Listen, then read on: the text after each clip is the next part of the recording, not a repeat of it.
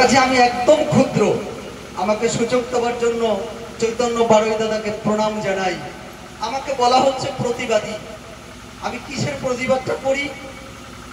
মহাপ্রভু চৈতন্যদেব যখন হরিদাসকে নিয়ে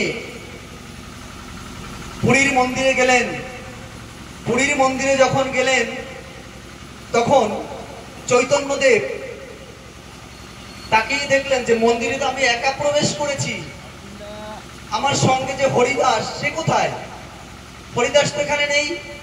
তো মহাপ্রভু তাকে দেখলেন যে না, সেখানে ওই দূরে দাঁড়িয়ে আছে, বসে আছে মন্দিরের বাইরে।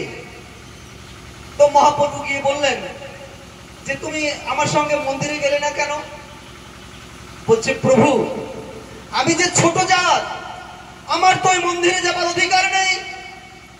আমি তো ছোট জাত, আমি গেলে ওই মন্দির যে অশুচি হয়ে যাবে, আমি কি করে ওই মন্দিরে যাব? মহাপ্রভু বললেন ঠিক আছে বাবা, আমি তোমাকে এখানে বসে বিগ্রহ দেখানোর ব্যবস্থা করছি। মহাপ্রভু ওইখানে বসে পুরীর মন্দিরের বিগ্রহ দেখাচ্ছেন। আমার প্রতিবাদ এই জায়গাটায়, মহাপ্রভু যদি সবার মহাপ্রভু হবে তবে কেন বললো না ও হরিদাস, তোর ওখানে বসার দরকার নেই, জাতপাত ছুতমার্গ কিচ্ছু নেই, তুই আমার সঙ্গে আয়, মন্দিরে চলে যা, আজ আমরা দুজনে একত্রিত হয়ে হরিদাস করবো? বলেনি।